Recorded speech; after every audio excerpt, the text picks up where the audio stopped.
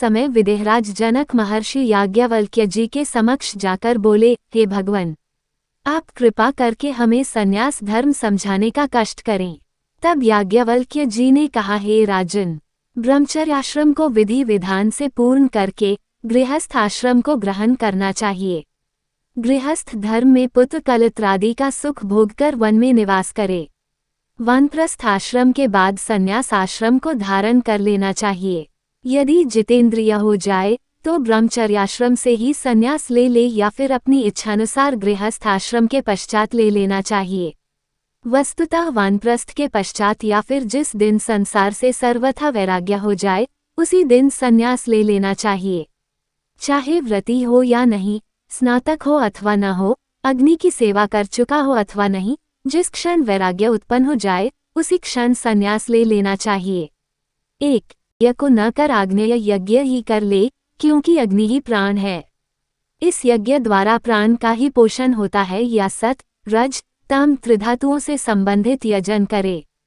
तब इस मंत्र से अग्नि का आघ्राण करे, हे अग्निदेव, जिस मूल कारण से आप प्रादुर्भूत होकर प्रकाशित हो रहे हैं उसको जानते हुए आप खूब प्रज्वलित हों एवं हमारे ऐश्वर्य को बढ़ाएं।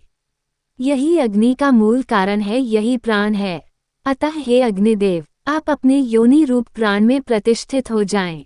2. ग्राम गांव से अग्नि को लाकर पूर्व की भांति ही उसका आघ्राण करे। यदि अग्नि न मिल सके तो जल में ही यजन कृत्य संपन्न करे, क्योंकि जल को सर्वदेव में कहा गया है।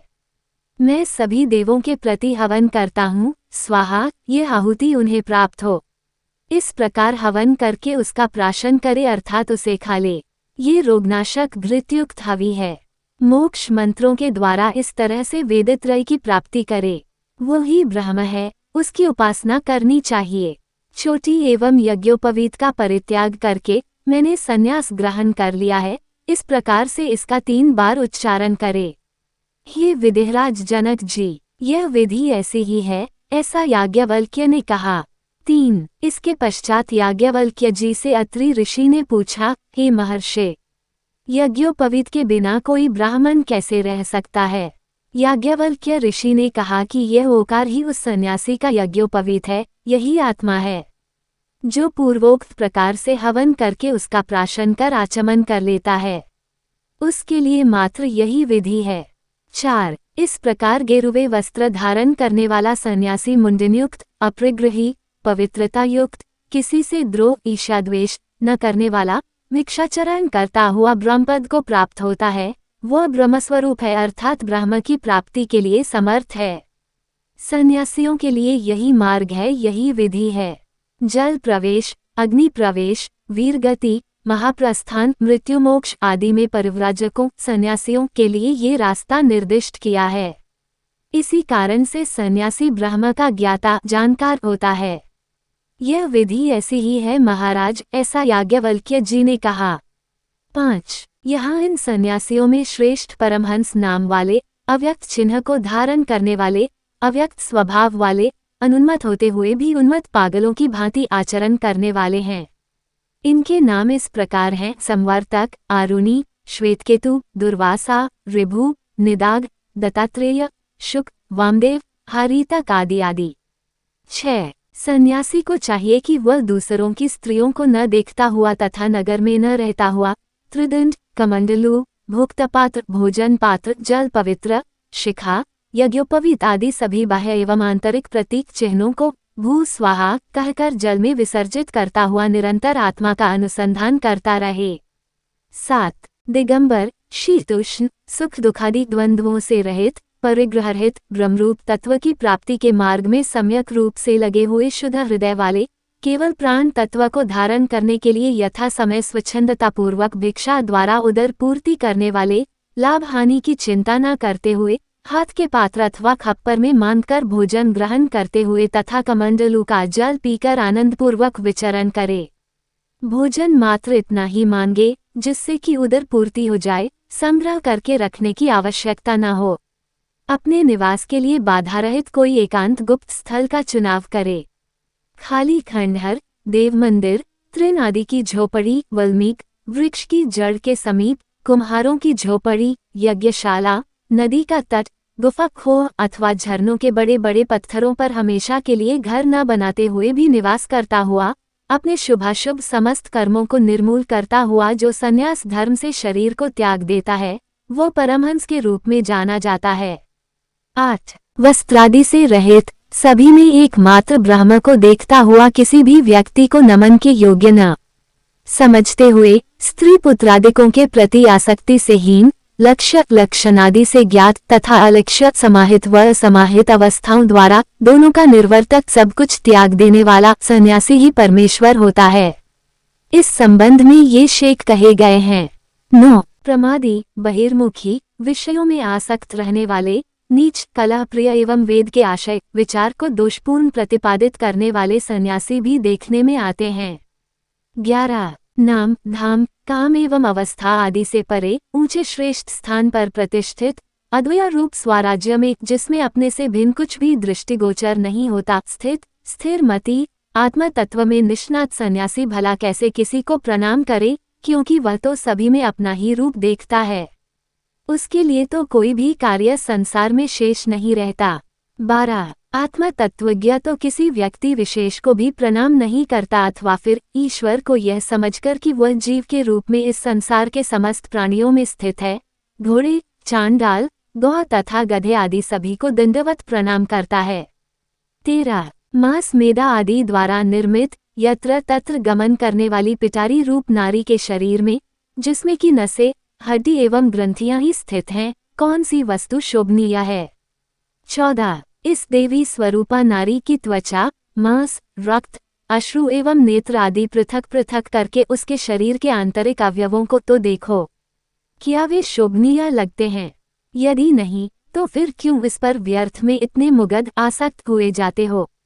15. जिसके स्तनों पर लटकने वाले हार को मेरु पर्वत के शिखरों के बीच से गिरने वाली गंगाजल की धारा की उपमा दी गई है और वैसे ही वह हार परिलक्षित भी होता है।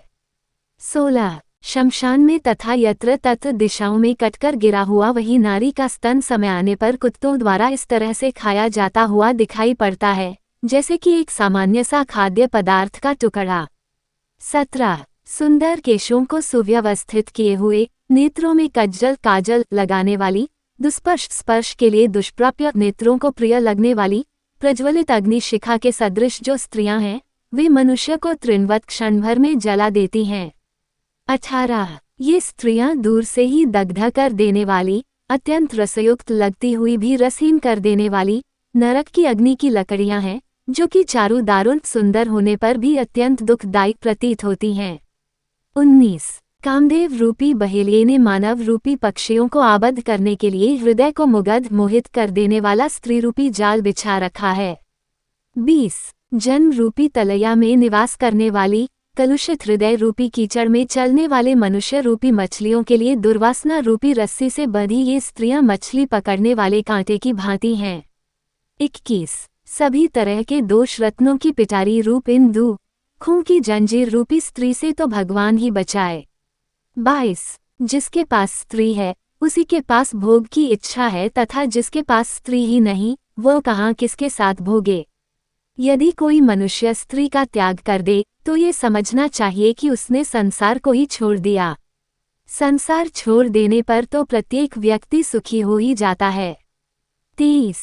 वैसे पुत्र भी कष्ट देने वाला ही होता है, क्योंकि पुत्र न होने पर माता पिता को बहुत क्लेश होता है। यदि किसी तरह से प्राप्त भी हो जाए, तो गर्भपात हो जाने अथवा प्रसव पीड़ा का कष्ट ही देता है। 24. इसके अतिरिक्त जवान लड़के का पर नारी से बुरा संपर्क न हो जाए आदि भय बना रहता है, या फिर यदि विवाह हो जाए तो बालकों की इतनी संख्या हो जाती है कि परिवार का भरण पोषण भी कठिन हो जाता है। इस तरह से पुत्र से होने वाले दुखों की कोई गणना नहीं। इसके अलावा ये भी देखने में आता है कि सेठ लोगों के बच्चे ही नहीं होते और यदि होते भी हैं तो मर जाते हैं आदि आदि। अतः इन समस्त दुखों की कारणभूत स्त्री का परित्याग कर देना चाहिए या विवाह ही न करे। 26. यति को हाथ, पैर, आँखों और वाणी का चंचल नहीं होना चाहिए, अर्थात उसे पूर्ण जितेंद्रिय होना चाहिए, तभी वह ब्रह्मचर्य धर्म का पालन कर सकता है। 27. शत्रु एवं सांसारिक बंधनों से युक्त शरीर में जो एक भाव से देखने वाला ज्ञानशील यति होता है, उसे किसी पर भी क्रोध नहीं आता।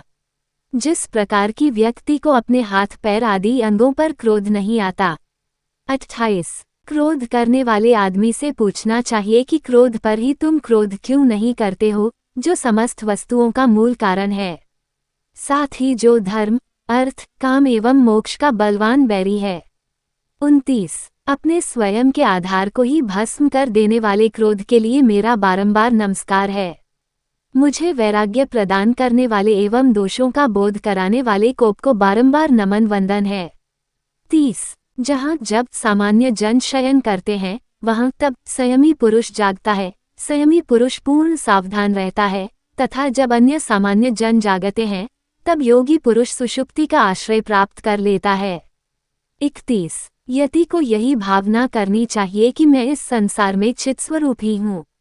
अखंड ब्रह्मांड चिन्मय है तथा सभी कुछ चिद्रूप ही है। मैं भी चिद ही हूँ एवं संपूर्ण सृष्टि चिद्रूप ही है। 32 ही मुनि श्रेष्ठ परमहंस का परम श्रेष्ठ पद मोक्ष ही यतियों के लिए उपादेय अर्थात आवश्यक वस्तु है। इससे बढ़कर और कुछ भी नहीं है, यही सर्वोत्कृष्ट है। इस प्रकार यह उपनिषद पूर्ण हुई। 33